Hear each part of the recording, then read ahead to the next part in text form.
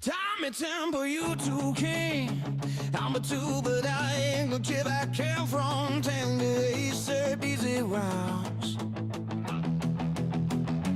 Out in Alberta, where the Rockies rise, Tommy Temple streaming, lighting up the skies. From the lake house, chilling, hot tub steaming hot. He's dropping truth bombs, giving all he's got. Talking politics, conspiracies, and news. Trolls in the chat, but they can't confuse conservative heart with a mic drop flair. Tommy's got the world tuning in from everywhere. Tommy Temple, YouTube king, rocking the streams, hear the people sing. Super chat, popping channel membership soar. Alberta's proud son, respected evermore. Multi-stream master, restreams his game. Antifa's calling, but he's fanning the flame. Mustang Cobra GT rolling down the road, e-bike cruising. Yeah, he's breaking the code. Independence flows like the mountain streams. Tommy's got the vision, living out his dreams. From the latest news to the wildest fight, he's sparking debates under starry nights. Tommy Temple, YouTube king, rocking the streams, hear the people sing. Super chat, popping channel membership soar. Alberta's proud son, respected evermore. Go! Respected evermore.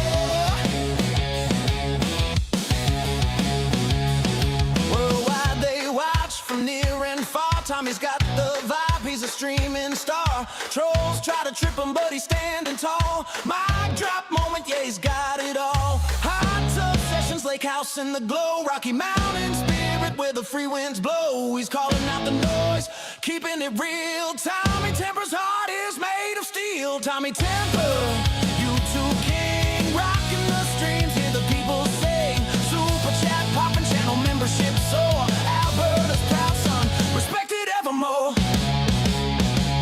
Yeah, respected evermore.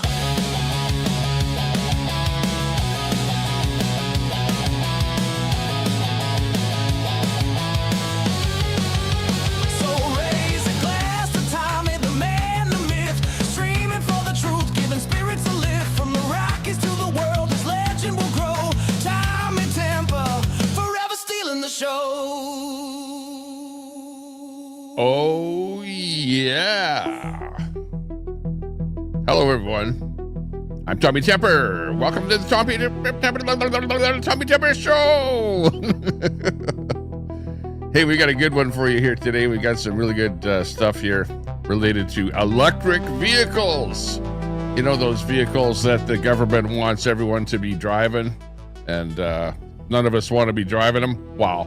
There's those of you that, you know, you just live downtown, you live in a house, you have a garage, you have somewhere where you can plug it in, and you know, you only drive to work and back, or to the grocery store and back, and you never go on any long distance drives or anything like that. Yeah, well, those electric vehicles are kind of for you, I guess. But if you're like a guy like me, where you go on road trips and out to the mountains and up to the far north, and to places where there aren't a bunch of these so-called superchargers, and most of the superchargers are your ones by you know, Elon Musk, you know, the Tesla chargers. So yeah, how many vehicles do I have? I have a few vehicles. You know, I've got more than one, and yeah, at the end of the day, I don't have any electric vehicles. I did test drive an electric vehicle, though. It was a Buzz. It was called a Buzz by Volkswagen. So I did test drive that. It was a van, and honestly, it felt like I was driving a cube van. It was about the size of a little Volkswagen van, but you know, it felt like driving a cube van because of the weight of those batteries in that thing. So, you know, a little bit crazy in that regard. But yeah, good to see everyone. Thanks everyone for tuning in there today. Do appreciate your company. We'll have to go in the back end here. If anyone can turn on subs only for at least 1 minute and 5-second delay, that would be real great. If we could have a mod do something like that, thanks a lot. And let's see, otherwise I'm just going to turn on one other switch that only I can turn on here on a live broadcast. And unfortunately, I didn't get things set up here. Well, in fact, you can't. Once you go live, that's it. Then you can set some stuff up after that. Okay, I think we're ready to go here. We've got a pretty good show here for you. We've got a bunch of things lined up here that people are talking about these electric vehicles, and we've got some live stuff here for you. So we'll just get right into it. Thanks a lot, everyone, for tuning in. Oh, hang on. Let's actually go through some of the people here that are first in here. Thanks a lot, everyone, for tuning in. Got Edward Cam popping in there, Michelle in there, Dashing Grandma. Let's see, Mouth from the South. Good to see ya. Hey, sickos, what's happening? Yeah, great. Yeah, we got, let's see, Roast Wars in there. Hey, Roast Wars, good to see ya. And Sun Huddy Studio is popping in there. Thanks a lot for being our mod. Hang on there. T-Lang Lake, good to see ya. First comment on the electric vehicles. No, they're not worth it at the present time. So the perfect lithium battery technology. Yeah, in fact, is it going to be even lithium technology? Probably not. And find its way to recycle them costs more than to purchase them. Yeah, exactly. Plus, you use an awful lot of, materials, barrels of gasoline, diesel, everything to mine all of the lithium and stuff like that it takes to actually build these electric vehicles. So at the end of the day, yeah, I guess the question is it really worth it? I don't know. I guess we'll find out at the end of the episode here. Hey, I'm part of Bonza. Good to see you. Thanks a lot for tuning in. My mods will thank you as you pop in here. They work so well. I saw a Prius being dragged on a rollback at the first stoplight I was at this morning. There you go. Yeah. Well, and you've got the hybrids too.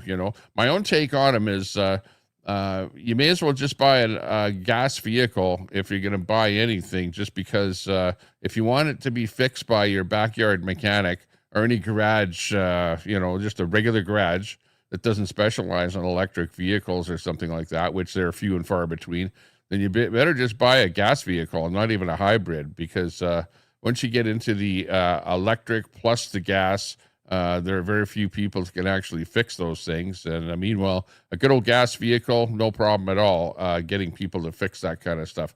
Okay, we've got the special effects on me. If you notice some, buzzing noises on me or something like that, I was playing around with some special effects there. So I've got some old VHS effects on me. And of course, we've got the Matrix in behind me here. The Matrix background. So yeah, that's what we're up to here. I was doing a late night show there. I was tuning up the set here for doing the aliens and the stuff like that stuff at nighttime there, doing the spoof of the Art Bell type stuff. We're going to be the new Art Bell guy in town here, so look forward to that and some of our broadcasts coming up.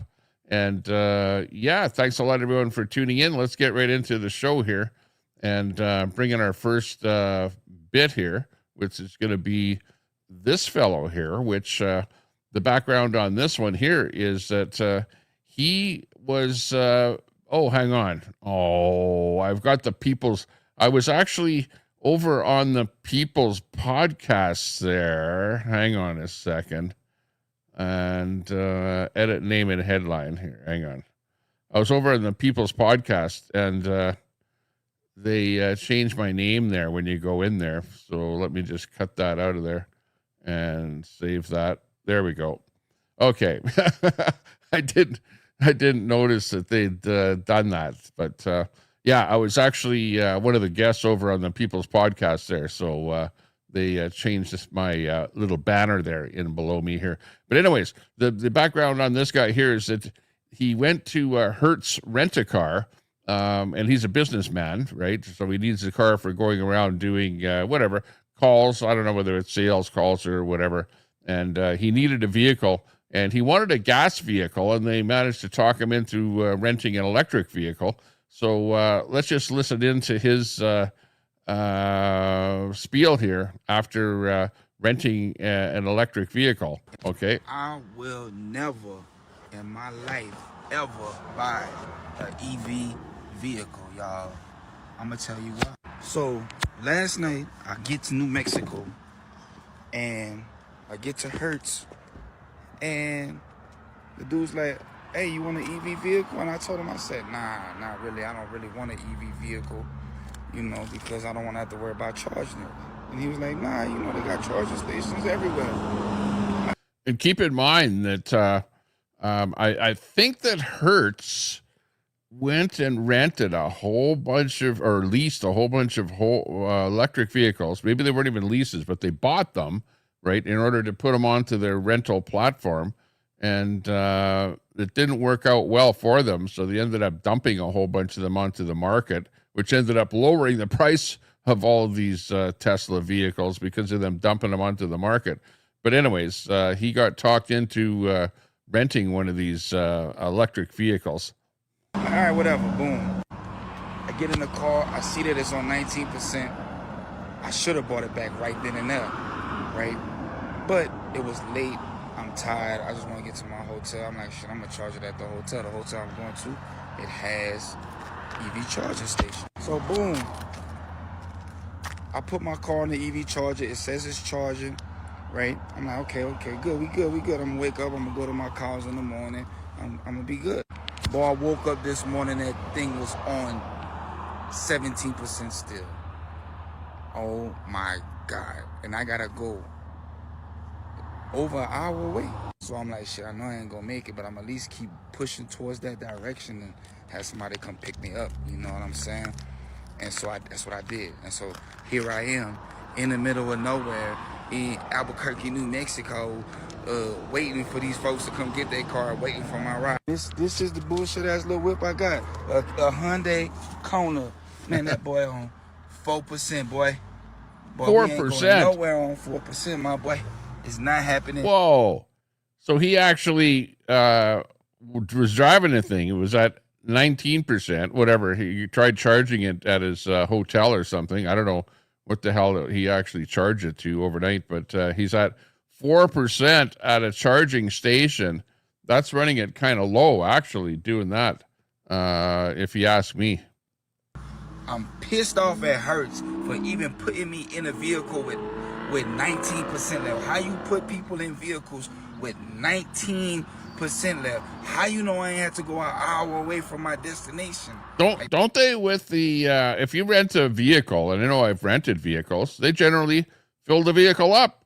And when you're, if it's a gas vehicle, the vehicle's filled up right to the top. And when you rent the vehicle, it's like ready to go. And they tell you, make sure you bring the vehicle back with it topped all the way up. They tell you that. Otherwise, if it's not topped all the way up, well, then they top it up and then they bill you back at an enormous rate. So why they're renting out a vehicle at 19%, that seems kind of ridiculous. That doesn't make any type of sense, bro. I'm heated. I use Hertz all the time. I'm a gold member if that means anything. You feel me? But it's just some incompetent ass people in this world that will put people in these type of situations. I'm heated, bro. I'm so mad right now because I got a call to get to. Now I gotta wait for somebody to come pick me up. Now they gotta come pick up this car. Then I gotta go get another car, right? Because I'm gonna be traveling all week long, so I need another car. So now I'm gonna have to go back over that and handle all of that. Then I'm gonna have to argue with these people about getting a refund because it's gonna be super complicated because oh my gosh, they just don't empower the customer service agents to make decisions, and so it's just gonna be this whole they make a good decision. And let you go with like a vehicle with 19% fuel in there, while electricity, unbelievable, unfreaking believable. So anyways, that's our first bit there with that guy, and he's not too happy with what's going on. So unbelievable. Let's pick up the next one here. This guy here is he's talking about whether or not you should buy a electric or looking at buying a gas vehicle, and they're going back and forth between a used EV and a used gasoline vehicle. What would you advise? Like say like a 3-year-old used EV versus a used ICE vehicle, right? Sure. Like, Yeah. okay. I would buy the gasoline vehicle. Reason is the rate of change in technology on EVs versus ICE cars is exponentially more on EVs. Okay, so for example, you go buy a 3-year-old 3 Series, and today's a 21 3 Series and a Tesla a 3. 24 3 Series, right? Is the same. The delta, the difference in the technology, in the efficiency, and how the car, Yeah. Like there's differences, of course, with the amenities of the vehicle, with self-driving and that kind of crap that they throw into the whole thing, which eventually, self-driving can be added to any vehicle, gas vehicle or an electric vehicle. But the battery technology keeps changing so much over a period of time that, and also the battery has only so much recharge left in it. Like the percentage keeps dropping every time you charge the bloody thing. That with an older vehicle, you are probably better off buying a gas vehicle, an ICE vehicle. it's so minute. It's hardly any difference. You're not going to get one car giving you 30 miles a gallon 3 years ago and a new car giving you 50 miles a gallon today. But an EV's rate of technology change on the range, battery performance, everything, it changes every year, right? Like I want to get a new one now. And the new one, like for my car, 2 years ago, it was an 80 kilowatt hour battery. The new one's coming out at 97 kilowatt hours. That's a lot more range and it's more efficient. So the technological differences, between whether it be, on the engine performance, fuel efficiency, everything in an ICE engine, it's very, very small if you compare it to 3 to 5 years ago's cars. It's pretty much similar. You're just getting an older car. But an EV, if you buy a 3-year-old EV today, right, next year a new EV comes out, it may make your obsolescence as a risk. Your EV, the value is going to decline further because the new ones are advancing so much. So first of all, on a value perspective, it's not that good. I think it'll depreciate more. A 3-year-old EV will depreciate way faster than a 3-year-old ICE car. Fuel efficiency, performance, all the amenities, technology, everything in the car. An ICE car isn't very much difference 3 years ago compared to an EV 3 years ago. That's true. Teslas are like different because Tesla hasn't changed their platforms in forever. But if you look at like a Mercedes, Volkswagen, BMW, yeah, look at the difference, right? Huge difference in Look at how. So BMW. would you buy a used one? Absolutely not. See, that's my point. Yeah. You get 150 miles range versus like 400 now. Yeah. So definitely ICE cars are better if So it's new. do you used. think you would ever even purchase an EV? Does I that would never buy an EV. just lease? Your batteries run out, man. Yeah. An ICE engine, you service it, it gives you the same performance. The battery deterioration, batteries don't last very long, and you can't service it and get the performance back up. It deteriorates. Yeah. Yeah. So Okay. Yeah. So there's a guy who he knows what he's talking about too, and he's saying no, he'd never buy an electric car. Well, at least not right now. The problem is that the infrastructure is not in there. Even if they come up with let's say an electric car that could be recharged in 5 minutes and it gave you 1,000-mile range, the amount of electricity that it would take to actually charge that a vehicle, you're not going to find it at any existing supercharging station that's out there right now. Like the electricity demands are just unbelievable. So we're not there yet. Like maybe in the future, buying something, and really that's what you need. Like you're not going to, it's like thinking that you're going from the horse and buggy to the gas vehicle. Okay. You're actually getting something better than what you had in the past, right? You're getting something that will go faster. You don't have to be feeding the horses and whatever, and having a stable and whatever, dealing with all of the horse poop and whatever. All you do is you just hop in your gas vehicle, go to the gas station, fill it up, and away you go. Okay. Now, what the governments of the world are trying to do is they're trying us to go backwards from what we're used to. And you can't do that. if you try and do that, you're going to have a rebellion on your hand, which is what you have. Now, of course, you're going to have those people that go, oh, I want to save the planet, so I'm going to go green. So I'm going to buy one of these electric vehicles that I'll just charge it overnight. And really, I only drive it to work and to the supermarket. Yeah, well, okay. You're getting something that's as good as a gas vehicle, okay, and better for the planet. But anything else, it's not going to work for you, okay? If you have to go out somewhere and then sit at a charging station and charge the bloody thing, it's actually going back. You're going backwards because you want to be able to get in and out of that charge or gas fill or whatever with as much time as it takes you to fill that thing up at the gas station. And if you're waiting any longer than a gas station, then you're feeling like you're getting ripped off, and you're going to be pissed off after you buy that electric vehicle. Let's pick up our next bit here. Okay, so this guy here, he's a little bit pissed off. This guy's pissed off, so let's hear what he has to say about the EV. Oh, hang on here. He needs a little volume. I have no idea. Here's why you don't buy an EV.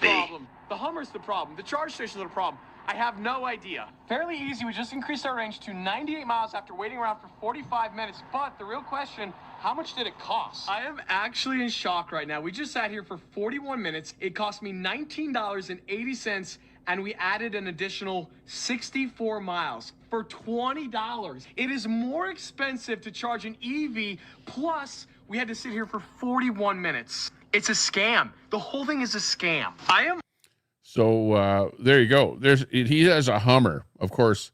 You're talking about a Hummer, which is a pretty big vehicle. So the thing is going to use a lot more electricity to move from point A to point B. And he's not charging at home, which of course is going to cost you an awful lot more to charge your vehicle at a supercharger than it is to charge at home. So it's definitely going to be something where the guy's going to think twice about buying something like that to be charged at a supercharger. Again, it's okay. Like I say, if your electric vehicle is going to be charged at home and it's sufficient for you to just run around town a little bit and then come back home and charge it again, fine. But what about all the people that don't have a place to plug in at home? Like think of, let's say, any of these condos that they're building these days that have like the basement garage. There's no electricity infrastructure there for you to plug in. In fact, they won't even let you plug in your electric vehicle in an underground parking. And you're running into problems with people with the electric vehicles being not even allowed to park them in underground parking in some cases. You have insurance companies that are looking at the case where these things spontaneously combust and whatever, and start other cars on fire, and you park them underground, and you're in big trouble. You've got even if an electric vehicle is damaged to any degree, let's say you live on Vancouver Island, you can't get that thing off the island because they won't let you put a damaged vehicle. Let's say it's damaged and you have it on a flatbed truck or something, and you want to take it off of Vancouver Island onto the mainland for repair. They won't even let you put it onto that ferry. And then you've got the other problem with them transporting the electric vehicles on the boats, where, there've been a couple of boats, large vessels carrying electric vehicles and all kind of vehicles that have caught on fire, again, spontaneously combusting and causing the entire ship to go down. So there's an awful lot of problems in that regard with the electric vehicles. So they're not all that they're made up to be, that's for sure. So yeah, I'm not great at all. Not great at all. I'm sure that we can do a little bit better with these electric vehicles. They're not really prime time yet, as they say. So, why are Americans just not buying it when it comes to electric vehicles? First of all, functionality. Obviously, EVs are terrific if you live in a very dense metropolitan area with easy access to charging stations and even a parking place that has chargers. But where it's not working is in rural America, because, you know, if you're driving over 200 miles a week, this starts to become a huge problem. But the other narrative that's very problematic for the entire EV market, EV power, in other words, the cost of filling up your battery, is not free anymore. That's right. When the vehicles, electric vehicles first came out, especially it was mostly Tesla that said, okay, we'll give you free charging with your vehicle at any superchargers. I don't know if it was during the life of the vehicle or life of the ownership of the vehicle or whatever. And they really pushed that in order to get you to buy the vehicle. And the government was offering, you know, like maybe a $7,000, $7,500 incentive, you know, on the price, a kickback to you, whatever, if you bought that electric vehicle. Nowadays, you don't have that, especially in the States. Those kickbacks have been rolled back. I know that they put a pause on it there in Canada. I don't know if they're still offering you that, but it's almost like nobody's going to buy the things unless you offer them incentives and money back, you know, in the case of you're wanting to purchase something. So it's like you have to be enticed to buy the things. Otherwise, you're not going to buy them. Three reasons why the Clean Green EV agenda is total rubbish. This is a 2011 Nissan Leaf. I'm going to show you guys what happens to the battery life after 12 years of being driven. So I'm told from you this is 171 Ks when it's fully charged, and that's best case scenario. Now this only does about 90 Ks, and that's with the stereo off, aircon off, and no highway driving. How practical is that? That's 50% less battery capacity after 12 years, and new EVs will do the exact same thing. Here's another reason. These were $46,000 when they were brand new. This one's now worth about $3,000, and that's a 93% decrease in value. Another reason that these are total rubbish is go check out these EV graveyards over in Europe.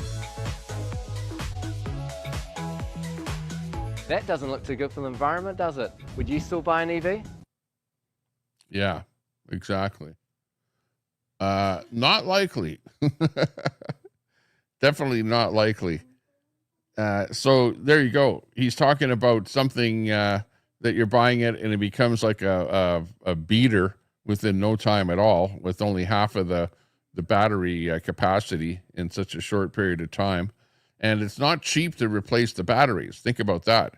If you ever have a problem with your battery, and I've been looking into people that have Teslas that are higher mileage Teslas, and these people have had to replace their batteries not once, not twice, but up to 3 times, you know, over the course of their ownership. How many times, you know, when you let's say you have an ICE vehicle with I don't know, let's say 190,000 miles on it, you know, how many ICE vehicles have you had to replace that engine 3 times?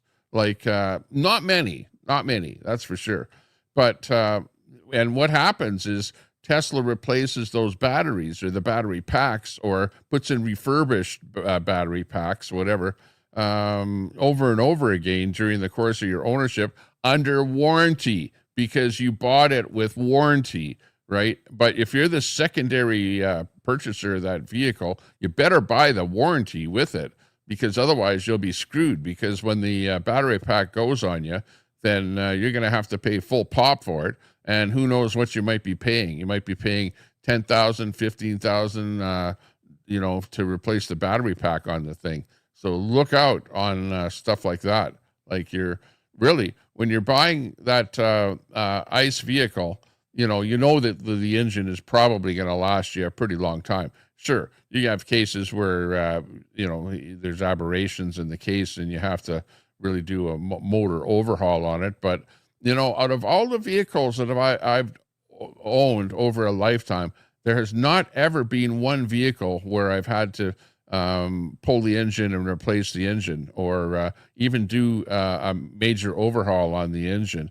Pretty much everything I've had to do is maybe a transmission, repair. I remember having to do a transmission repair once, and that's about it. Everything else has been just, if you look after the vehicle, don't abuse it and whatever.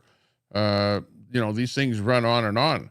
Right now I'm driving a Toyota, and I don't have a problem with it. It's got it's a little bit higher kilometers on it, maybe just over 100,000 kilometers on it, but the thing still drives like a top, and it will probably drive like a top for another 200,000 kilometers. And meanwhile, if it was an electric type vehicle, man, it will probably, I'd be looking at, holy geez, we've got decreased range on the thing and all kind of stuff like that. So look out. Okay, what's up next here? Check it out. Electric vehicles, less reliable than gas-powered cars. Many people who bought electric cars are having trouble with them, even more issues than gas-powered cars. The best choice now may be a hybrid. Every year, Consumer Reports surveys hundreds of thousands of its members, asking them simple but important questions. What problems have they had with their vehicles in the past year? Everything from the engine to transmission issues, leaks, paint and trim problems. And with EVs growing in popularity, we ask electric car owners about battery and charging issues. And then we can crunch those numbers to calculate the predicted reliability of new and also used cars, almost every car in the market. Lexus and Toyota took the top spots for brand reliability, followed by Mini, Acura, Honda, and Subaru. And while EVs are growing in popularity, owners of electric vehicles experience 79% more problems with their EVs compared to gas-powered cars. Okay, so Susan, you're saying, misinformation. This isn't just some guy talking. This is your mainstream media. This report is mainstream media. So, a lot of people with electric vehicles have, look at 79% more problems than gas-powered cars. It's not me just saying that. It's not just misinformation. This is information that people need to know before you buy that electric vehicle. EV trouble spots include issues with charging, electric motors, and battery problems. Our members are reporting the same issues with most EVs as they are with vehicles that have been designed brand new from the ground up, whether they're gas or electric. And EVs are about the newest technology out there, and it's taking a while even for established car makers to work through those growing pains. But automakers seem to have worked out the growing pains for hybrid vehicles. Owners of hybrids say they've had 26% fewer problems on average than a gas-only car. And researchers found the type of vehicle you drive also matters. Sedans, along with hatchbacks and wagons, remain the most reliable vehicle types. Pickup trucks have been at the bottom of Consumer Reports reliability rankings for 7 of the past 8 years, with EV trucks coming in last this year. The survey found auto brands at the bottom of the reliability survey this year were Rivian, Mercedes-Benz, and Chrysler. Pat Foran, CTV News. Yeah. Chrysler with their Dodge Challenger and that kind of stuff. In fact, I think they even pulled it off the market where they're not even manufacturing those electric Challengers anymore. So not great if you're into buying that, the high performance type things and you like the brand or whatever. Mercedes, they've had troubles with their vehicles just spontaneously catching fire on, I think, on a ship. And I think even in parkades and stuff like that, and causing lots of trouble. So, not great. Again, another story. This one here, let's check out what this guy has to say here. New Zealand as we head into 2025, and here's the reasoning behind it. There's a few exceptions to this rule, but first here's some major reason why they're getting banned. So the sea freight company told us that they no longer accept EV vehicles onto their boats because of the likelihood that they could catch fire and cause serious damage to the cars, the cargo, and the staff. So look, it's not just a rumor, it's actually true. These EV cars can actually catch fire. So the ban applies to any EV vehicles coming in from Japan. I'm not quite sure if it means just the used cars. It could also mean for new vehicles as well. However, around this rule, a Nissan Leaf is still allowed to come in from Japan. That's no problem. Also, if the EV vehicle is found outside of Japan, you can still bring those in, no dramas. This is pretty big news for the New Zealand EV market, and it comes into play on February 1st next year. EV vehicles are going to be banned coming into New Zealand as we head. Okay, so there's a country like New Zealand where they're probably not manufacturing right on the island because, it's a fairly small country. And they're having trouble with some vehicles being banned from being brought into the country. If you're here, you're going, oh yeah, my EV vehicles were working real great, no problem at all, whatever. But those are problems in places like over in New Zealand, that's for sure. Okay, next up, let's hear about this. The harsh reality of road tripping. Road tripping in a non-Tesla EV. Spoiler, it was the worst drive of my life. So yesterday I took on a long 550-mile road trip from Barrie, Ontario, Canada to Long Island, New York. And for some reason, I thought it was a good idea to drive my electric Hyundai Ioniq 5. When we started off, we had about 250 miles of range at 95%, and we did not want to stop until we got through the border, which absolutely sucked, by the way. Tons of traffic. We made it to the first station, which was in Electrify America, at 30%, driving about 130 miles. We had about 100 miles left in the tank.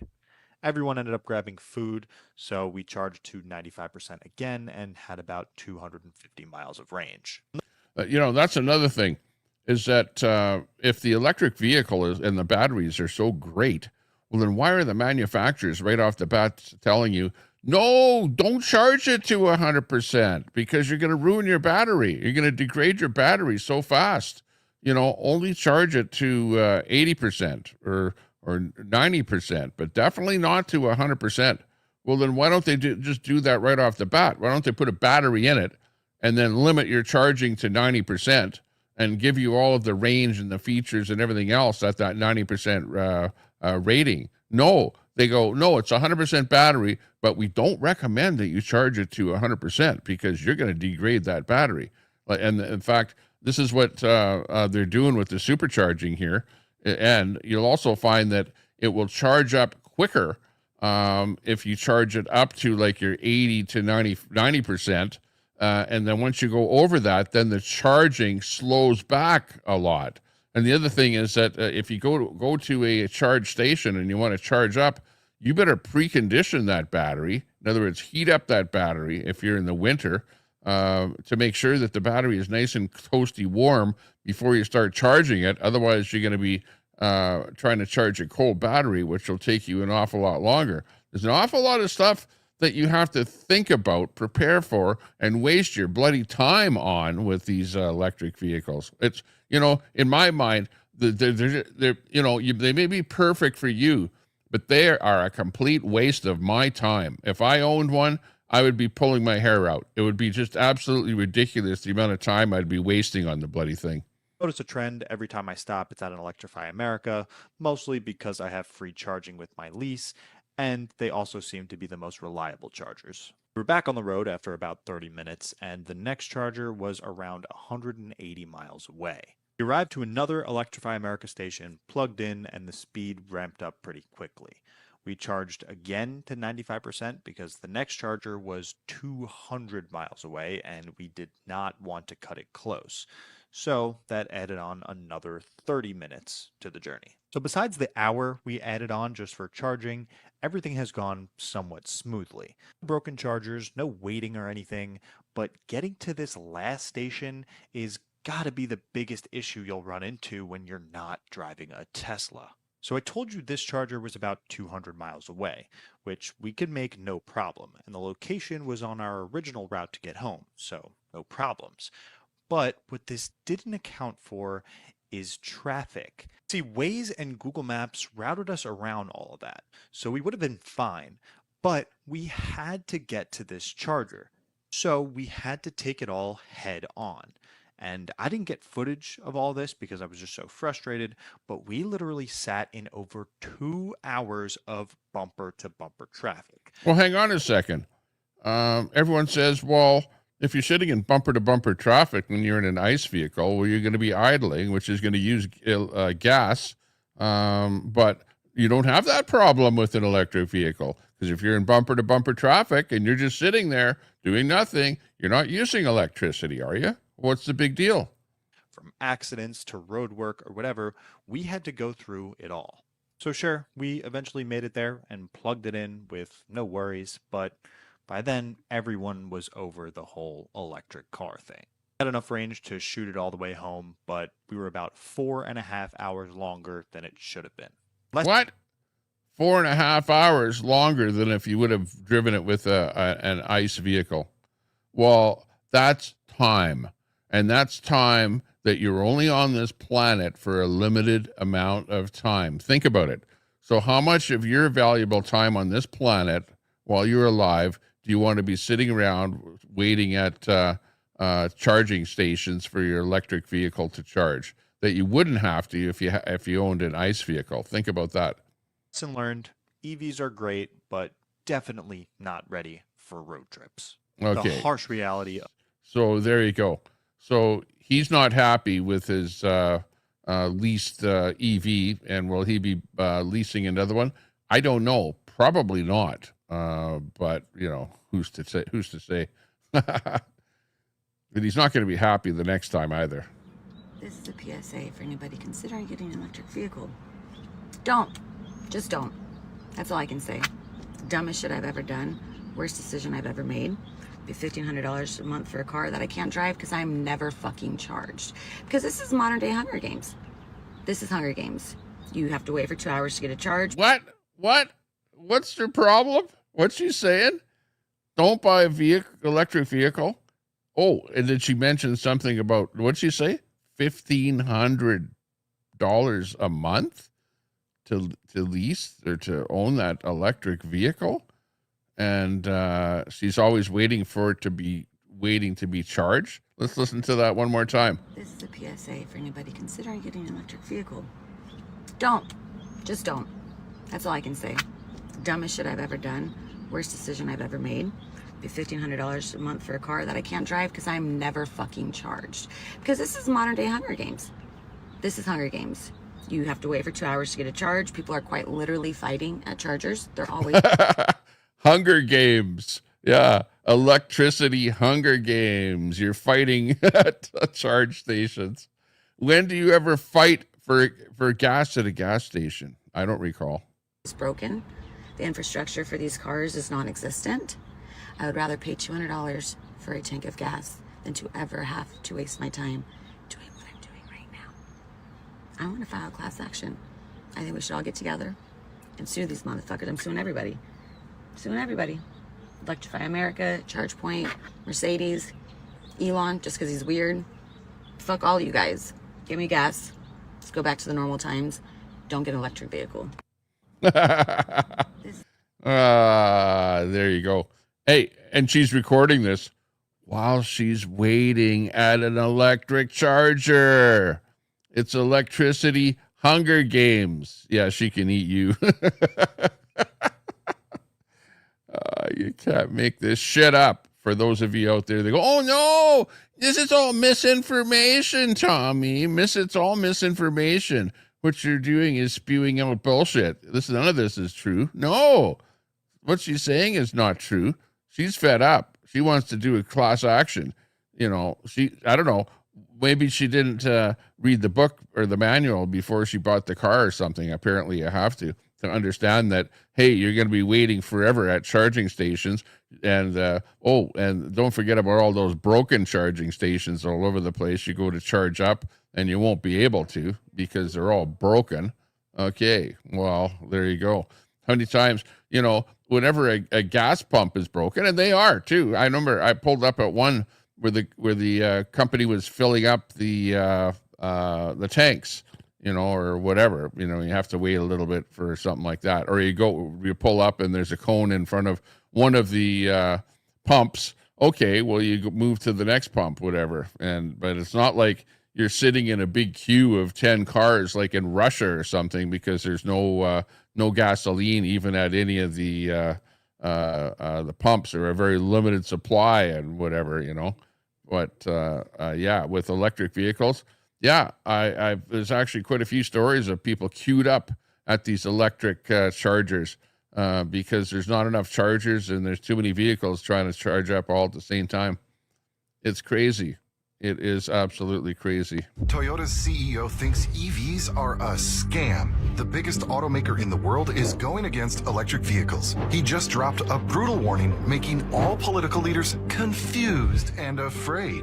Toyota is totally against EVs, and the public is going to get their gas cars back due to their recent decision. The EV market is crashing super hard, proving that Toyota's CEO was right all along. But what exactly is this shocking warning all about? What exactly are the political leaders hiding about EVs? And are those EVs a scam?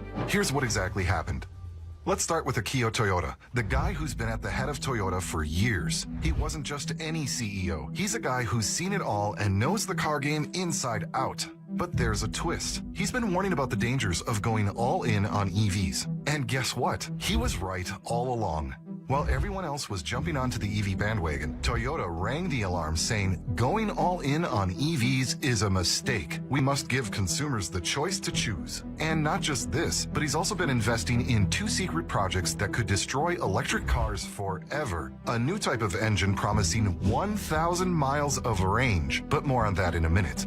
Recently, at the Tokyo Auto Salon event, where Toyota announced some cool gas cars like the GR Yaris and the Lexus LBX RR Morizo concept, Akio Toyoda shocked everyone by saying battery electric vehicles aren't the only path to carbon neutrality. He's been constantly saying things like this against EVs, which is why he was even ousted from his company, replaced by Koji Sato, who's the current CEO. You see, when he warned everyone of the dangers of EVs, the political leaders wanted him gone. How else are they going to make money from the EV boom? So what did they do? They got environmentalists to do the job for them. I'm talking boycotts, protests, and scathing open letters forcing Toyota to either make more EVs or pay huge fines. And the pressure isn't just from activists. Big investors are getting antsy too. Academic repent. Let's face it, that's who was really a proponent of the electric vehicles, is these activists, right? Activists are all over the place, and they're pretty much conning the governments into doing stuff. The at the WEF, that's all it is a bunch of activists out there. A Danish fund with over $19 billion of assets is demanding answers for Toyota's anti-EV stance, and they're not alone. Other major European investors are joining the chorus, all worried that Toyota's reluctance to embrace battery EVs will leave them in the dust. Toyota's response? They're standing their ground. At their annual general meeting, Executive VP Masahiko Maeda laid it all out. Banning gas cars isn't the agenda. We should focus on lowering emissions instead, and there's more than one way to do that. Now let's get into the real meaning of Toyota's argument. He's got this whole angle about how EVs aren't practical for everyone. Think about it. Not everyone can afford an EV right now. Not to mention the issues with charging infrastructure and the whole shebang about EV fires. Oh, and EVs have massive repair issues that's just got exposed, which I'll talk about towards the end of the video. So the Toyota chairman is looking at the bigger picture and saying, we need to think about everyone, not just the folks who can jump on the EV bandwagon. And he isn't wrong. Take Elon Musk, the EV pioneer, the man who single-handedly accelerated the EV revolution. He just faced a brutal reality check as well. Tesla's third quarter earnings were a disaster. They were so bad that Musk's net worth took a $28 billion hit. And part of that is of Tesla being down is because the U.S. stopped giving you incentives to buy your electric vehicle, right? So without that, so what? Were people only buying electric vehicles because they were getting an incentive? Is that what was actually going on? Yes, you heard me right. Billion with a B. Tesla's shares nosedived over 17%, erasing a jaw-dropping $138 billion in market cap in just 2 days. It's a stunning reversal for a company that was flying high, leading the charge into an all-electric future. But wait, there's more. Akio Toyoda, the former CEO and current chairman of Toyota, had this to say. People are finally seeing the reality. Overpriced EVs will do nothing but prevent a lot of people from entering into the market. Other major automakers are also hitting the brakes on their EV ambitions. Lucid just cut its production targets by 30%. General Motors delayed the Chevy Silverado EV launch by a whole year. And Ford, too, killed off its F-150 Lightning production after selling EVs at a loss of $36,000 per car for the past year. So EV sales are tanking. Big players like Tesla, Ford, and GM, they're all feeling the heat. Unsold EVs are piling up in lots, and the demand just isn't there. But here's where it gets even more interesting. Despite his warnings, Toyota still stepped in. Yeah. So that story there about how Toyota is. Can you imagine this? Talking about Over that. 600,000 new energy vehicles worth nearly $8 billion just dumped here like trash. They sit abandoned in the wilderness, buried in weeds, scorched by the sun, rusting away. The most ironic part, these cars aren't even broken. Some are still wrapped in factory plastic, with unused tires, charged batteries, perfect condition, and the key is still inside. So why not export them, or sell them cheaply? Here's the brutal reality. Different battery standards, subsidy restrictions, heavy customs barriers. Even the domestic second-hand market doesn't want them. A car that once cost over $20,000 is now worth less than $1,500, and still no buyers. Why? Because replacing the battery alone costs $3,000 to $7,000, more than the car itself. The result? Too expensive to fix, impossible to sell, and not worth scrapping. Even formal recycling doesn't make sense. Dismantling one EV costs thousands, and the recovered materials are only worth a few hundred. The more you recycle, the more you lose, so they just pile up in empty fields. So here's the question. Are new energy vehicles really the future, or just a massive mess waiting to explode? Yeah, and how are they for the environment as well? Electric cars ain't saving shit. So you got yourself a Tesla and you think you're saving the planet. Here are the facts. Electric cars do not eliminate emissions, they export them. To make a 1,000-pound battery, you need to dig up 500,000 pounds of material. It takes roughly 100 to 300 barrels of oil to manufacture one electric car battery, which basically holds the energy equivalent to 1 barrel of oil. Manufacturing the battery has a carbon debt rate from 10 to 40 tons of CO2. A hybrid vehicle actually causes less CO2 emissions over its lifetime compared to a gas-powered or electric vehicle. More electric cars means more production of minerals like zinc, cobalt, and lithium. The demand for these minerals will increase from 40 to 4,000%. Also, only 50% of lithium batteries can actually be recycled. The rest is just hazardous waste. 95% of lithium batteries end up in landfills. But I know you like your Tesla, though. Yeah, exactly. Maybe the hybrid is the way to go for the future. Cars are a scam, mate. Think about it. It's a marketing campaign for the gullible and leftists who think they're going to save the planet. Because you're telling me that mining lithium, nickel, and cobalt here in Australia, then sending it to Norway to get turned into batteries, and then sending it to Japan or wherever your Tesla's getting made to get put in the cars, and then sent back to Australia and are bought by someone who thinks putting soy milk in their latte is going to save the animals, will then drive it. Well, attempt to drive it, and usually 10 k's under the speed limit until it runs out of charge. Then they'll plug it into their environmentally friendly charging station, which is usually powered by diesel generator or fossil fuels. So if you think that electric cars are good for the environment, you're an idiot. Makes sense. Now, some more inconvenient facts about electric cars. Here's part 2. Further, faster, cheaper, and greener. Despite what we've heard, electric cars are not all that green. One reason is because electricity isn't all that green. I'm amazed talking to people who are all excited about their electric car and say, and I'm not polluting. That's a good point. And I say, that's a very good point. Electricity is not all that green.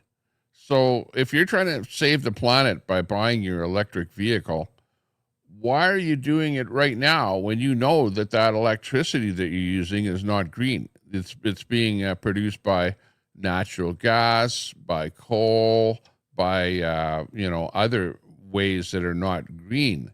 Like, why wouldn't you wait to buy that electric vehicle until all electricity was green? All electricity is not green.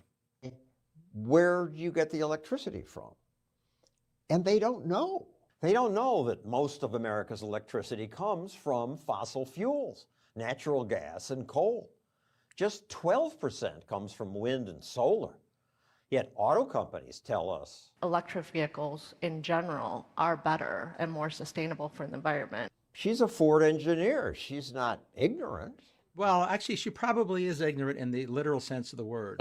She's not stupid, but ignorance speaks to what you know. You have to mine somewhere on Earth 500,000 pounds of minerals and rock to make one battery. And most of this mining isn't done in the U.S. American regulations make it nearly impossible.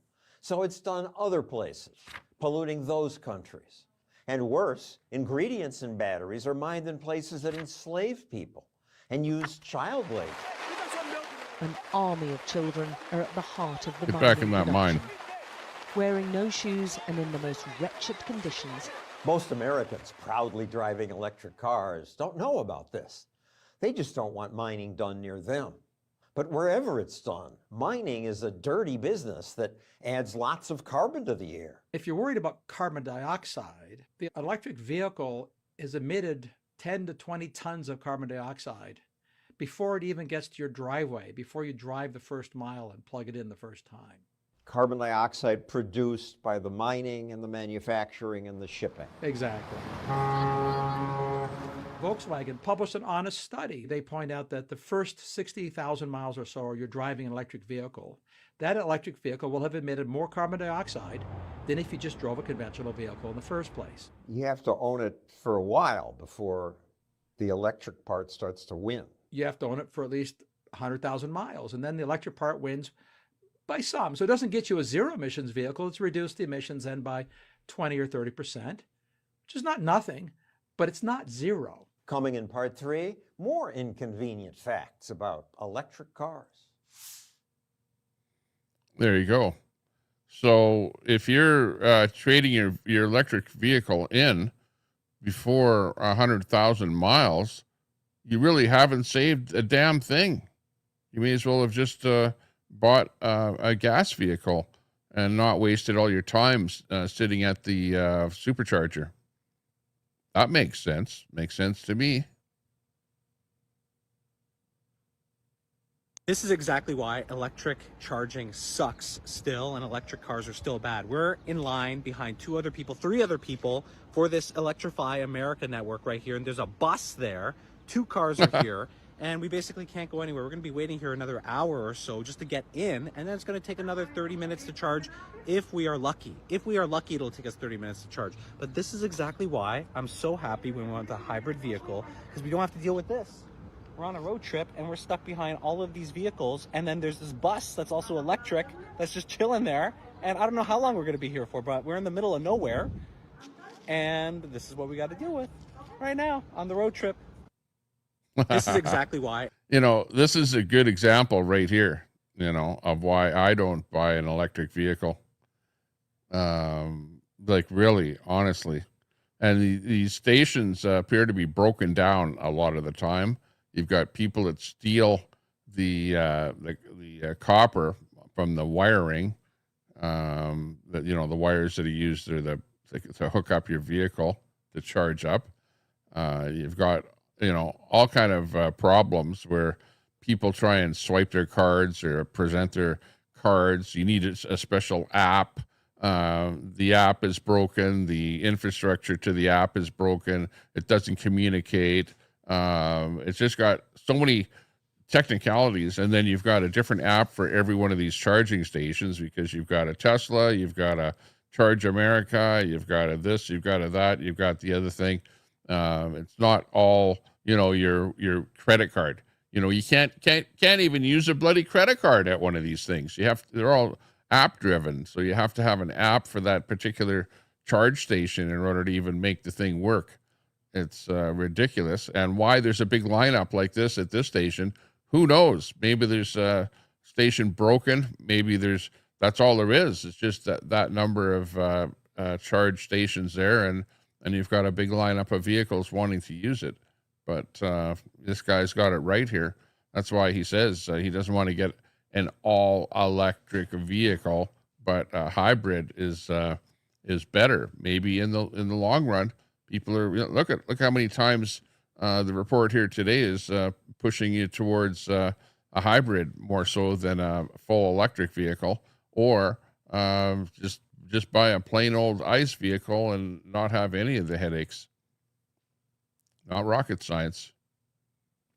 This is the shitty thing they don't tell you about electric cars. When you want to go ahead and charge it, you have to wait at these public charging stations.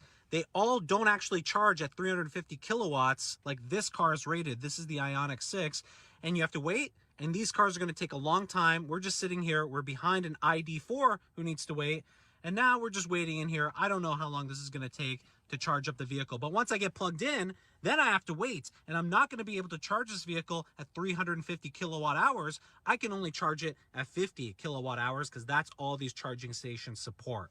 This is annoying, and this is why I don't think electric cars are ready for prime time yet. The infrastructure is just not there. I don't know how long I'm going to be here for, but it's good. Wow. So what? He's got a car that will charge at 350 kW, but he already knows that once he gets there, his charge will only charge at 50 kW. So he's going to be waiting there for an awful long time if he wants it to go from like 20% up to 100% or 95%. He's screwed. He screwed himself by buying something that's not a Tesla. It seems like if you are going to buy an electric vehicle, buy a Tesla. Don't buy an Iconic. Don't buy a Ford. Don't buy a Mercedes. Don't buy a GM. You got to buy a Tesla if you want the thing to actually work, and you want to get a new Tesla that's going to charge up at a high kilowatt hour rate. And not an older one, because the older ones are all, old school where they charge at a slower rate. So you need a newer Tesla that will charge at a high rate. And then you only charge them up at a Tesla station, because if you don't do that, again, you're going to be probably stuck with going at a lower rate. The other thing is that the architecture of these vehicles it has changed over time. You had ones with that at what's called a 400 volt architecture that charge at a slower rate, and you have the 800 volt architecture that are capable of charging at a higher rate. But and then you have there's three different types of outlets of cables that you can charge your vehicle with. Three different types. So you have to start carrying adapters in your vehicle, so that if you go to one charge station, you need to put a different adapter on the thing. Like this whole thing is not very well thought out at all, as far as I'm concerned. They should have come up with something that was great to begin with, and or phase out the stuff that doesn't work and make it mandatory that all auto producers stick with one format of charging end on the cable, and that as things go on, you're able to charge up at higher capacities.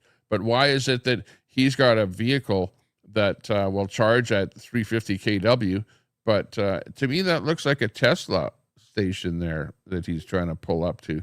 Why is it that his vehicle doesn't want to charge at a high rate at the Tesla charge station? Weird.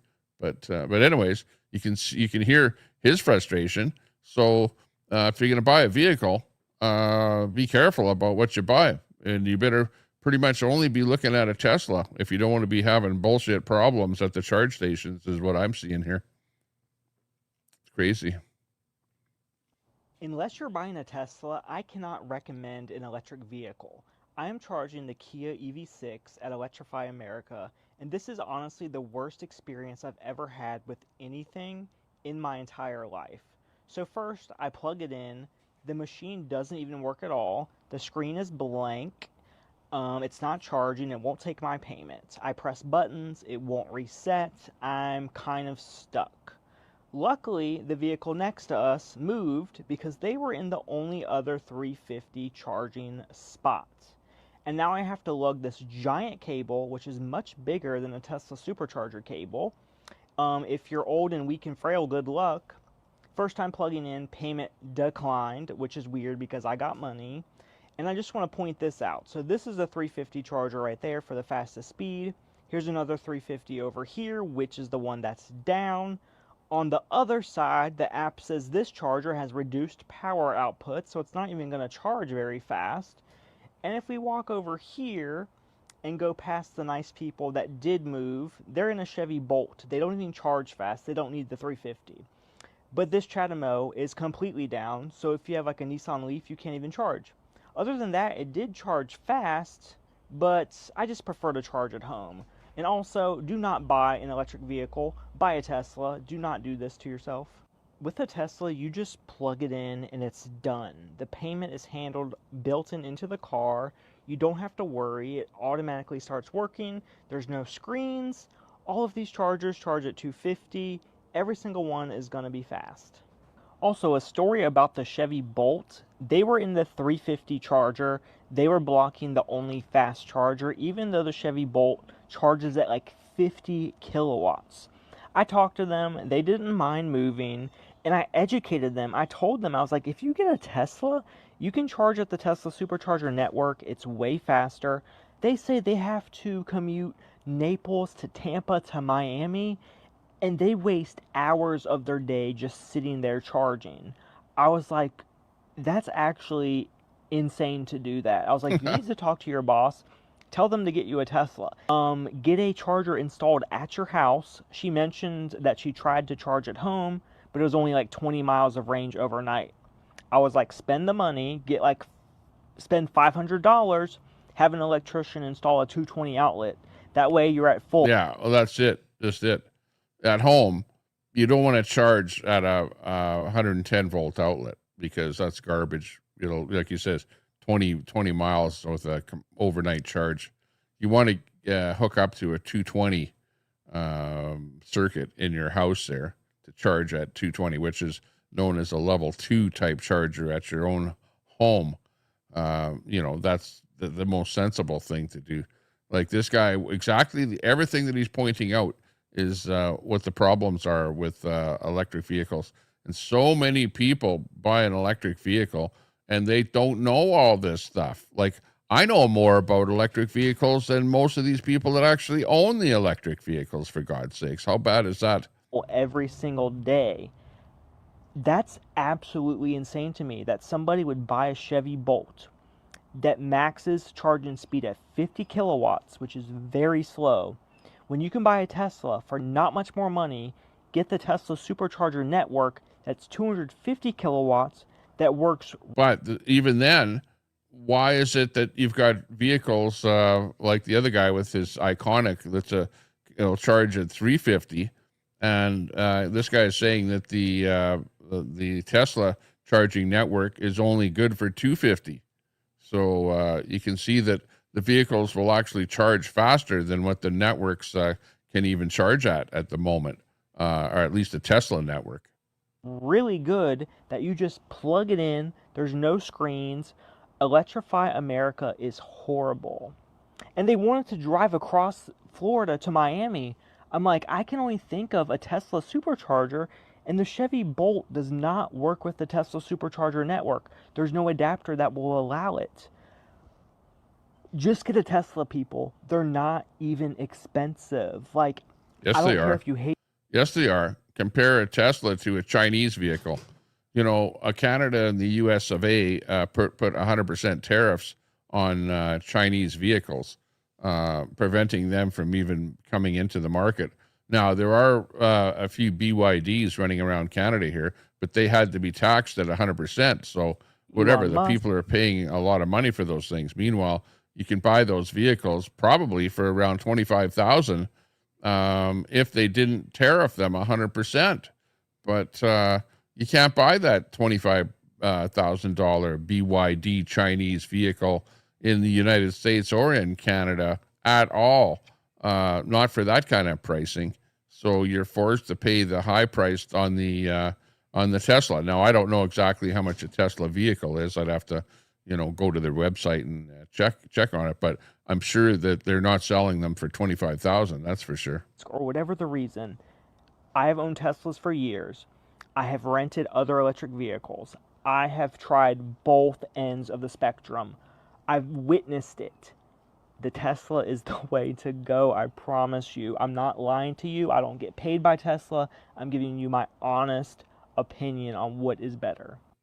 Yeah, Unless you're buying. But the problem with that is now you're forced pretty much after watching this segment into saying to yourself, well, if I am going to buy an electric vehicle, I better buy a Tesla. So you're being forced into buying one particular brand of vehicle just because of all the crap and bullshit that you're going to have to go through if you buy anything else out there. So, that's pretty sad. You know, a person shouldn't have to say, I have to buy a Tesla or nothing if I don't want to get pissed off at owning an EV. It's crazy, but true. Crazy, but true. Hang on. Okay. What's up here with this guy here? Let's hear what he has to say. Poor workers are dying for electric cars. Okay, you ready, John? We've got a very small window to tell this story, so here we go. We are at the epicenter of the world's green electric vehicle industry. But as you can see, there's nothing green about this. Workers killed. Whoa. Environmental devastation. They're sold as our personal way of saving the planet. We're building electric vehicles to save our planet. But the truth of electric vehicles makes a mockery of their sales pitch. And the government doesn't care. Minister, the show you've just opened is full of Chinese vehicles. I'm talking to a Minister of the Crown. Hey, You're out of control. You're out of So, yeah, there's a lot of negative stuff that they don't tell you about with the electric vehicles out there. Come on, you guys that drive those electric vehicles. You're like, oh, I'm saving the planet, but I'm saving the planet. Yeah, right. What about all those kids that are working in the lithium mines and stuff like that? What about all You want to see what's cool? pollution to Is build this it? electric car that the dealership gave me as a loaner car. Only had 10 miles on it.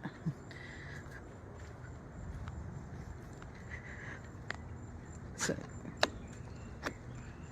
check this out. Like a spaceship almost. Wow. It's like a spaceship. Open it, and hopefully I won't cause problems with the charge.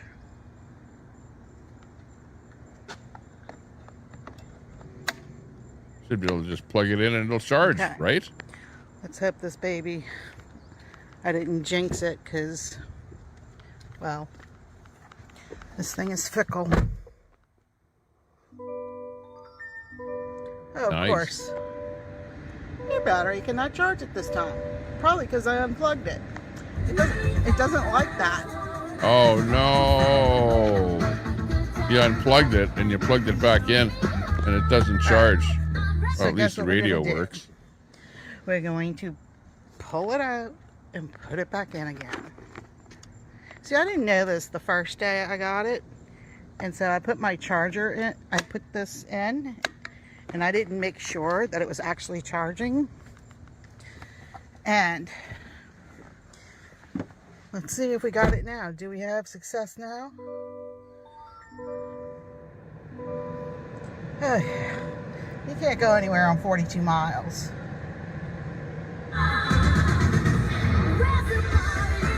Oh my God. Your battery cannot charge at this time. Yeah, really?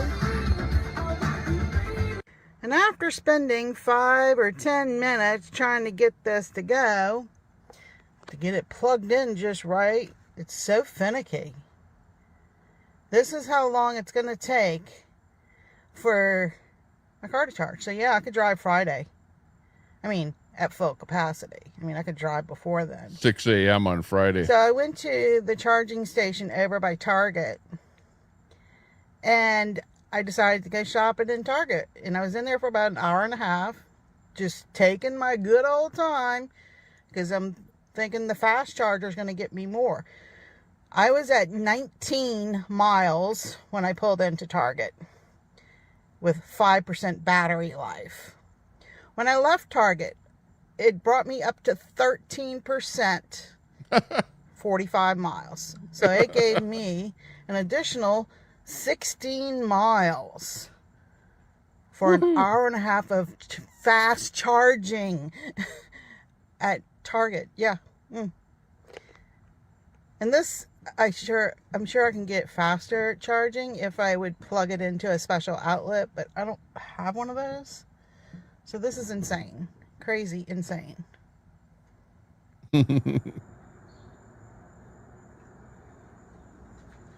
Boy, that would piss me off. If I wanted to go places, do some things, and you know, like her, go to some Target or something like that, go shopping, and only charges up a few miles. You know, like you'd be pissed off, Blazer or whatever. See, it's not a Tesla. You got to buy a Tesla to have it actually work, to have it actually charge. If you don't buy a Tesla, you're just screwing yourself. Apparently, you got to buy something that'll actually work. No, but it probably wouldn't matter if it was a Tesla, because if you're at the Target, it's probably not a fast charger anyways. So, you know, it's just there for convenience. Yeah. Bring your electric vehicle to Target because you'll be able to charge it up there. Yeah, right. Piss you off. That's all it's going to do. This might be the worst EV of all time. This is the VinFast VF8, and it's been getting a lot of attention lately for all the wrong reasons. Issues with throttle response, inoperable touchscreens, random errant chimes while driving, and total battery failure all add up to why this new car from the brand new Vietnamese auto manufacturer is building up a reputation to be the worst car you can. Hang on, but it's cheap. You want to buy that Vietnamese car, don't you? Because it's cheap and it's beautiful looking car. You know, like, come on. Buy right now. Donut Media and Throttle House both took the time to drive this car so we don't have to, and safe to say, both their findings kind of corroborated this report. So there are some odd quirks that you can sort of look past in this car, but as you start driving for a couple of miles, there's some glaring issues that you can't ignore. Number one, the driver assistance features are terrible. Lane keep assist is way overpowered and you literally cannot change lanes unless your blinker is on. Like the car will jerk you back into the lane. The suspension is also way out of whack. It's far too soft to the extent that people are getting car sick just by driving locally. The throttle calibration is also terrible. One of the things people love about EVs is that instant throttle response and torque when you put down the pedal. Yeah. This gets none of that. Actually, quite the opposite. You put your foot down and nothing. You have spongy gas pedal. Have your foot all the way to the floor and the acceleration will slowly build inconsistently. And then as you let off the pedal, just as inconsistently, you'll slow down. And to cap off this awful driving experience, the one thing you can count on is the absolute barrage of chimes and beeps you'll hear while you're driving. Most of these come from the driver assistance features, which you should just shut off because they suck anyway. But you actually get the feeling that this car doesn't want to be driven. So neither Donut Media or Throttle House drove the car around enough to experience the total battery failure. But a reviewer named Tom Pang attempted to launch his VF8, and he didn't get very far. He put the car in sport mode, and before it could reach 2 kilometers per hour, the car completely died. So package all of these features together, and you get not only the worst EV out right now, but probably the worst new car. So I guess the VinFast is not very fast. So we'll pass on the VinFast. Vietnamese special. Maybe they're The good state for of lunch. EV charging here in infrastructure. So let's see what's working. We're here at En route in Trenton. So 50 kilowatt ABB is working. 50 kilowatt ABB is down, is dead. The up to 100 kilowatt is working, but only on CHAdeMO. Who the hell uses CHAdeMO? Nobody. Your CCS is most important. I would replace the CHAdeMO with a CCS, with a spare CCS cable here. And my charge just stopped. Welcome to charging your EV in Ontario on IV. Absolutely hilarious. And if you don't know, CHAdeMO is like, I would say, an obsolete method or a connector for charging. And maybe you might have an old vehicle that had that CHAdeMO, but the most modern ones either have a Tesla or I don't even know the name of it, but there's a more modern one there that we've seen in some of the videos there earlier. Oh, man. So there's your people complaining about chargers not working. So never mind the vehicles that don't work, that are garbage, but you've got the chargers that are garbage out there. All right, this is going to be my 8th try. Right? Basically, you scan your card. So here's the case where you got to have that special. This is Flow. Flow is a Canadian charge network. So you got to have that special card, the Flow card, or an app on your phone, I think, that will connect up to Flow. So here's a guy trying to use his Flow card. This is going to be my 8th try. My 8th try, right? 8th Scan try. your card. And it's raining out. So that's what I'll do. I'll plug the car in. You're going to see the lights come on. Raining out. Oh, there you go. All right, green lights came on. There you go. All right, so you get the SAE combo. Gun is plugged, retrieving vehicle information, charging unit, the SAE combo vehicle detected, pre-charge test in progress. All right, this is probably my 8th time. I'm getting soaking fucking wet because it's raining out. That's one of the things you gotta basically watch out for too. I'm at the Canadian Tire Mirror Machine. Flow, this is a Flow charger by Rio Tinto. All right, 8th time. I mean, if EV is supposed to be the solution, mining company, it's the solution if you're not fucking going anywhere. You know, because this is not right. You know, the Dodge Charger. Oh, that's your first problem. You bought a Dodge Charger electric vehicle. Come on. They make, like great muscle cars, but they failed in the EV department. In fact, they stopped producing that Dodge Charger, and you bought one. Sucker. Some chargings are good, some are bad, so there's definitely something to look at there. People who are creating these charging stations. So there's a problem somewhere. Yeah, the problem is that you were a sucker to buy an electric vehicle in the first place. Charging stopped, charging stopped, charging ended by vehicle. So this is a EV light, folks. I said do not recommend it. I do not recommend it. As pretty as the car is, this EV lifestyle sucks. There you go. Well, I know there's somebody in the chat will go, yeah, but I own a electric vehicle. Mine works perfectly. Nothing wrong with them. Yeah.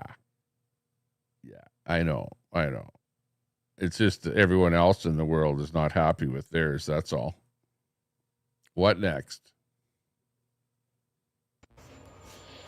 TikTok. I need your help. Have a brand new Kia EV9. Just bought about 3 weeks ago.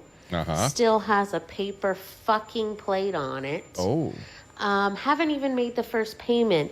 And the car has died on me twice. No. The first time it wouldn't shift into drive. Oh.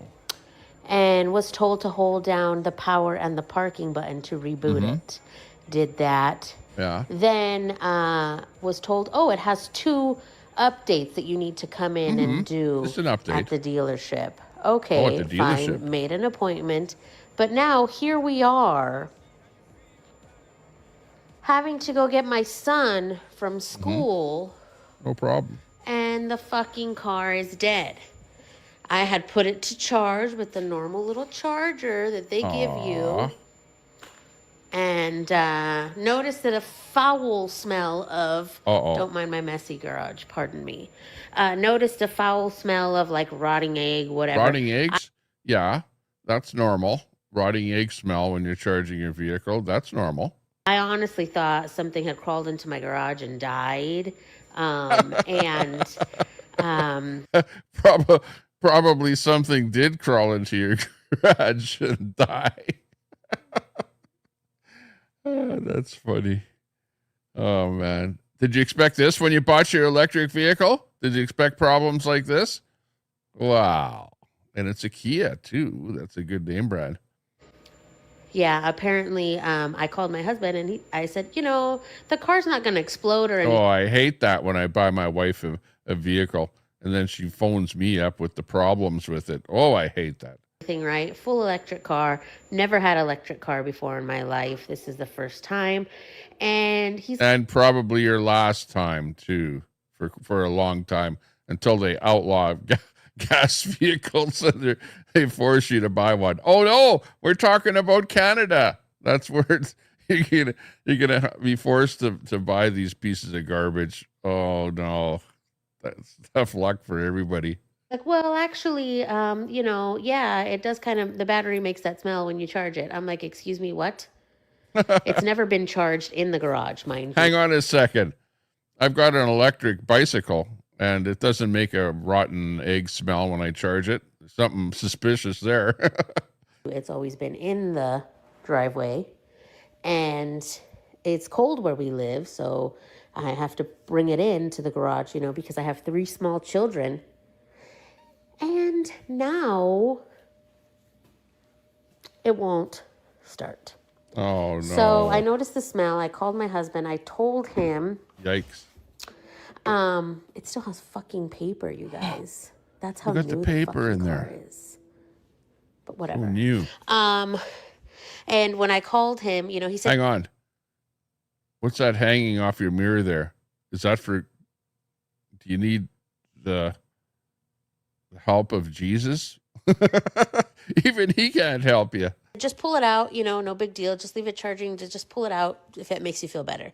So I came, Oh, Lord, won't you buy me a Mercedes Benz? I've got that. You need that plastic Jesus on your dashboard there. Buy one of those. That might help you. My fancy little fucking electric car has that where you can push the little buttons and it drives itself. Nice. But I said, no, I'm not going to do that because of when I pulled it in a little closer to the wall, so I didn't want it to hit up there. Yeah. So I came in and I got in the car like you normally do, when you're going to fucking drive, and foot on the brake. Yeah. Nothing. Oh, no. So anybody out there have this issue? Because I haven't even made the first payment yet. No. Seriously? Seriously, Kia? What the? Whoa. Hasn't even made the first payment. Thing's broken down 3 times already. Oh, my God. She's in for a bad one. She better just take it back because it's probably a lemon. Fuck. This is why I am a Toyota Honda girl, okay? That's right. Because I've had a BMW in the past, and even that shit did me dirty. Oh. Look at this. Nothing. Did you dirty? Nothing. Not one fucking light. Like that one is on. Oh, look it. There is a light that's coming on there. One light. But when you go to push the main power button to turn the thing on, nothing. Hang on. Disconnect one lead from the battery and reboot that sucker. That's what you got to do. You got to disconnect it from all power and power it back up again. But does she know how to do that? No. But it's flickering. I don't know if you can tell in the video. Well, that's because your charger's still plugged in. It's the AC, transformer flickering. But that's the only one. Nothing. Oh, no. Anybody out there have this problem or no? Is it my fault? Am I the fucking idiot? Because I didn't. Yeah, you're the fucking idiot for buying that car in the first place. Don't buy an electric vehicle. Do my research. Yeah. Do some research. Watch these videos like I am before you buy these vehicles, okay? Now you know why I don't own one, because I watched the videos. Before. But really, Kia, this is why I don't like you. But no, I got lured in with the pretty car. Do the lights even work? No. The lights don't even work. Got suckered in with the pretty interior and the pretty car. And it doesn't work. This is the second time in 2 weeks this has done it. Poor women out there. I mean, it's so fucking new. But she's not single either. She's got a hubby. Her husband was right there.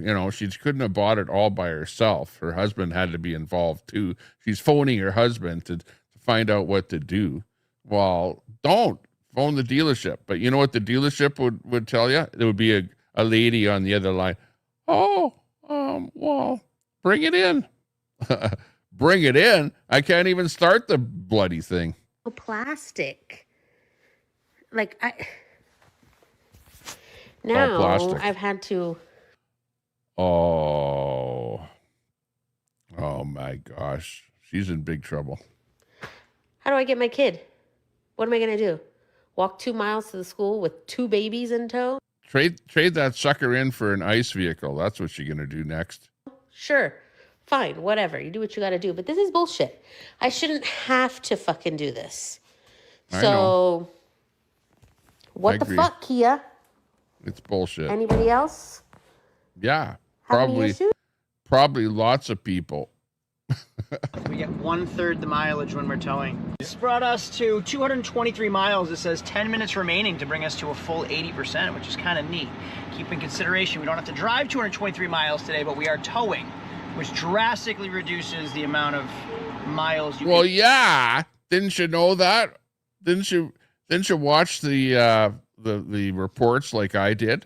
You're only going to get 1/3 the mileage when you're towing anything with an EV truck. Come on, you know that. So if you bought the thing knowing that, well, of course you didn't know that, but that's your first road trip towing something. So now you're finally finding it out. You're finding out what a piece of garbage these electric vehicles are, and now you're not happy about it. Don't blame me. Don't blame us. You get what you buy, and they're not all what they're written up or made up to be. You're getting suckered in there, guy. Come on, you look with your hat on backwards. You look smarter than that, or maybe not. travel. We get 1/3 of the mileage. Yeah, the math, it's easy math. We get 1/3 the mileage when we're towing, which is just like you're basically going from charging station to charging station because the next. And how long are you waiting at the charging station? Oh my God. You're just wasting your bloody time. You wasted your money. And the things are only worth about half the value about 2 years after you bought it too. Did you think about that? Charging station is where we're launching the boat. And essentially, if I'm towing this home, I would need to charge it there. And what? All you're pulling is a boat? That's all you're pulling is a boat? And you get 1/3 of the range? Holy shit, that's bad. I need to charge it before I get home. We are plummeting in miles literally as we speak. Not good. Now I'm gonna charge. It is 5:20. We are at 46 miles and 14%. Am I gonna make it all the way home without charging? Or am I gonna have to stop halfway, charge again? This is 2 times I've charged to full on one trip. Change of plans. I don't feel like stopping halfway home again to charge for 40 minutes. My father is gonna take the boat home, leave it at his house. I'm gonna let him use the boat as much as he wants while it's up here. And when I come up here, the boat's already up here. Better the idea. ICE engine, internal combustion engine, is gonna take care of me and solve my problems. He's got a backup gas truck there. Experiment to tow the boat is a complete failure. I don't want to tow it home. It was a pain in the butt, and I don't have the time to charge it again. Oh, that's got to be one of the best ones there. Sucker.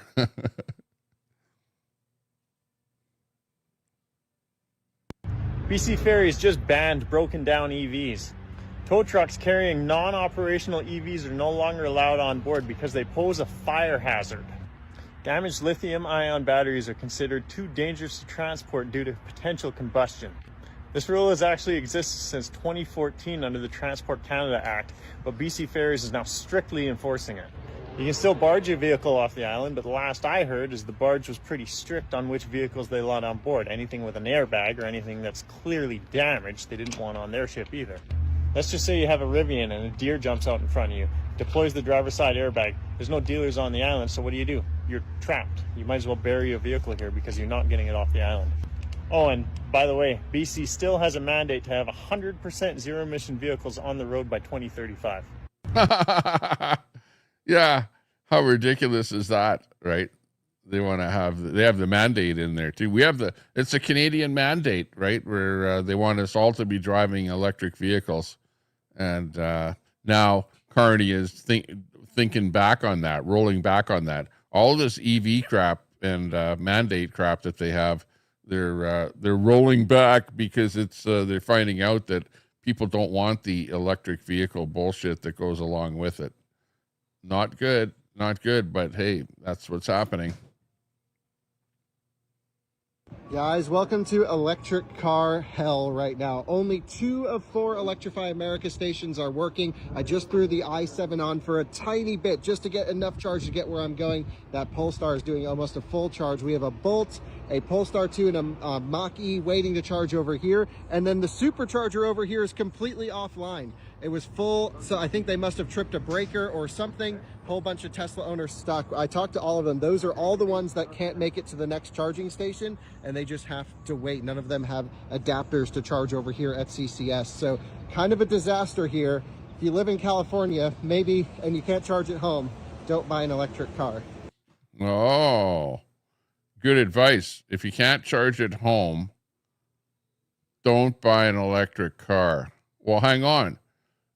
Well, why are these cars sitting at the charge station here? They're not at home. None of them are at home. In other words, no, not if you can't charge your car at home. If you're not going to drive your car anywhere other than from home and back to home, don't buy an electric car. That's what the whole thing is about here, right? If you're not going to drive anywhere but to and from home, don't buy an electric car at this moment in time until all of this crap gets figured out. Because really, it appears that, well, in fact, there's a couple of reports that we looked at here today showed how that people are even having trouble charging their vehicles at home, right? Where they don't work or they're broken or it takes forever to charge or whatever. So I don't know. It's just, it's not prime time. That's for sure. These electric vehicles are not prime time. Look out. Look out if you buy one. You're just looking for trouble. Say no to EV AC level 1, 12-hour charge. AC level 2, 8-hour charge. Level 3, 30 minutes, minus 4-hour charge. Waiting time is ridiculous. So people don't like even a level 2 charge, 8 hours, it's going to take you. That's with at home, 220 volt charger at home is still going to take you 8 hours to charge at home. And if you only have a 110, it's saying 12-hour charge. I don't know if it's going to charge in 12 hours. I kind of doubt that. That seems a little bit low on the time. But say no to electric vehicles. Waiting time is ridiculous, is what this little meme is saying here. This is the journey of me learning how to navigate having an electric car. It's 10 o'clock currently, and it's telling me that my car won't be available until 12:05 in the fucking morning. That's 2 fucking hours from now. I'm only cursing because I'm upset, and I'm having a hard time understanding the value and the convenience of having an electric car. I just don't see it. I just don't see it. So it's 10 o'clock at night. He's got 23% on his car, and it won't be charged until a couple hours later, until 12:05. And how much he's going to actually get in his vehicle by then, who knows? It probably won't be 100%, but who knows? It's that typical 80, 90% or something. So he's wasting his life in the car, sitting there watching that charge gauge go up there.